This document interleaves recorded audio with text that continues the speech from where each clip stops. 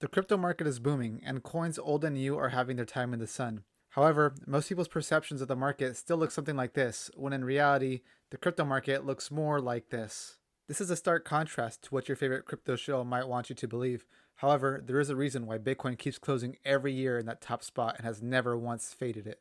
In this video, we're going to go over why Bitcoin is special and why every other crypto is doomed to fail. But don't shoot the messenger, I'm just calling it how I see it.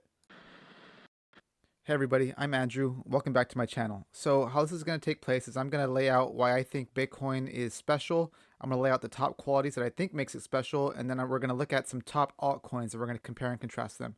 So let me just lay it on out there. So Bitcoin has a limited supply. If there's anything you know about Bitcoin, it's that there's only 21 million coins and there will never be more. There is no living founder, there was no pre-mine, and Bitcoin uses the proof of work consensus mechanism, unlike other top coins that use proof of stake or proof of history or any other proof of whatever their marketers come up with. So I believe each of these points is absolutely critical for a new currency. So let's start by looking at every shiller's favorite coin, XRP. So XRP does have a limited supply of 100 billion tokens. However, Ripple does own the majority of these tokens. They're locked up in what they call escrow, and they're using it to basically promote Bitcoin or anti-Bitcoin propaganda. Also, they're promoting pro CBDC propaganda. We'll look at that right now. But here's the distribution of XRP. You can see about 37 billion other tokens, or 37%, is locked up in escrow. So they're actively selling these tokens slowly, right? So every month they're selling tokens. You can see here that they started moving some tokens as recently as 5 days ago with the intent to sell, like they've been doing for the past few years. They're using these proceeds to fund organizations like Greenpeace, and Greenpeace is using the money to promote anti-Bitcoin stuff. They're running the Change the Code campaign, where they're basically saying that Bitcoin bad. They're saying that proof of work is bad, and they say it's because of climate change or whatever other commie talking point. However, the truth is that proof of work cannot be contained and it can't be controlled.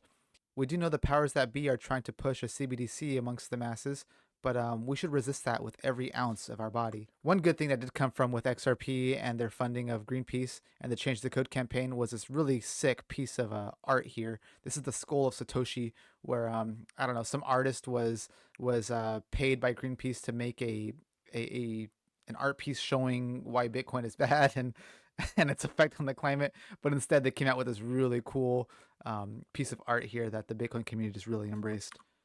So another key point why XRP will never get anywhere is because of its consensus mechanism, right? So we just pointed out that XRP is funding Greenpeace to down talk the proof of work consensus mechanism, and lo and behold, it's because XRP has a trust-based validation system. So we all know that trusting another human with our money has never been a good idea. We have thousands of years of human history to look at what happens when we do that. And we could stop and look around now and look at the situation humanity is in now. And that's because we've put all of our trust in a few people who control the money printer and control everything else about our lives.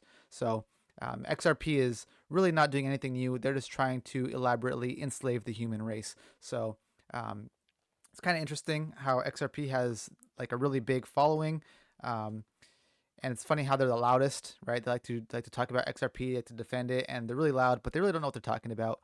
Um, yeah, look up the Dunning-Kruger effect. That's probably what's going on here.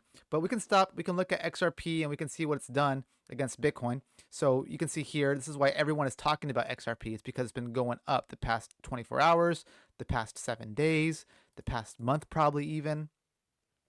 It's been going up. However, you look at the long term, and XRP just goes down against Bitcoin. It just keeps making lower lows and lower highs, and people are celebrating this, right? They're saying, "Oh, I've been holding XRP forever. I've been holding XRP forever."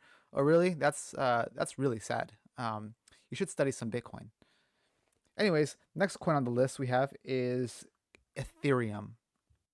So if you're enjoying this content, I ask that you please drop a like and a subscribe and maybe share with one of your favorite XRP or ETH heads.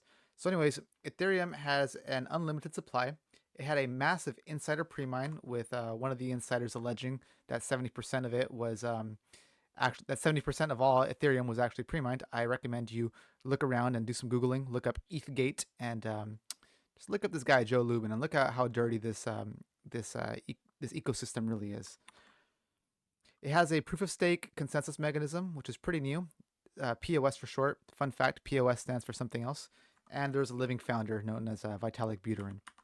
This is on the ETH's website here. It's talking about the Ethereum roadmap. So because you have a living founder, you have someone that can direct the development of the network. So how many commodities do you know of that have a roadmap? Like, what's the roadmap of gold, right?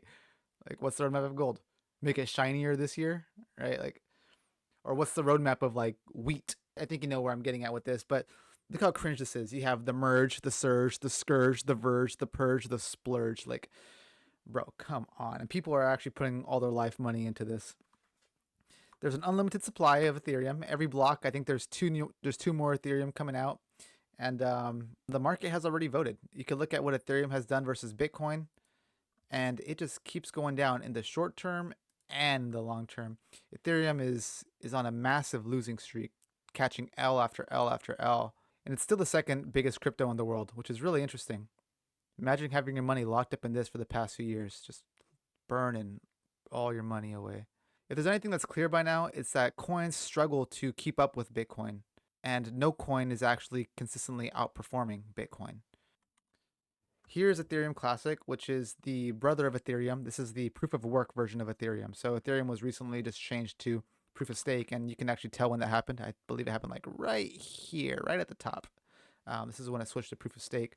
But anyways, Ethereum Classic is the proof of work version, and this also tells you about how important a living founder is, right? If you have a living founder, you can say, "Hey, Ethereum Classic is not the real Ethereum. We use Ethereum proof of stake," and just like that, all your stablecoin issuers on one network they can automatically say, "Hey, all of your stablecoins on the Classic network are no longer real. We're not going to redeem those, right? Your coins only exist on the real network, the ETH network, right? Not the ETC network, but the ETH network." So that's one of the downfalls of having a leader in charge. Now you might be saying, my coin doesn't have a pre-mine. My coin uses proof of work. My coin has a fixed supply. My coin has no leader, right? Caspa has been doing, it's been pretty popular for the past couple months now because its properties are very similar to Bitcoin. But what it doesn't have is it doesn't have that first mover advantage. It doesn't have that network security that Bitcoin has, right? If you had the choice to pick between Caspa and Bitcoin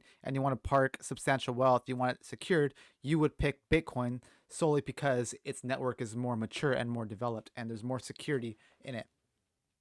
Now, when I was first getting into this game, I was interested into Digibyte because Digibyte was it was a lot like Bitcoin, and I thought it was cheaper, and I thought it could be the next thing. Right? I didn't really know these things yet. I was still learning.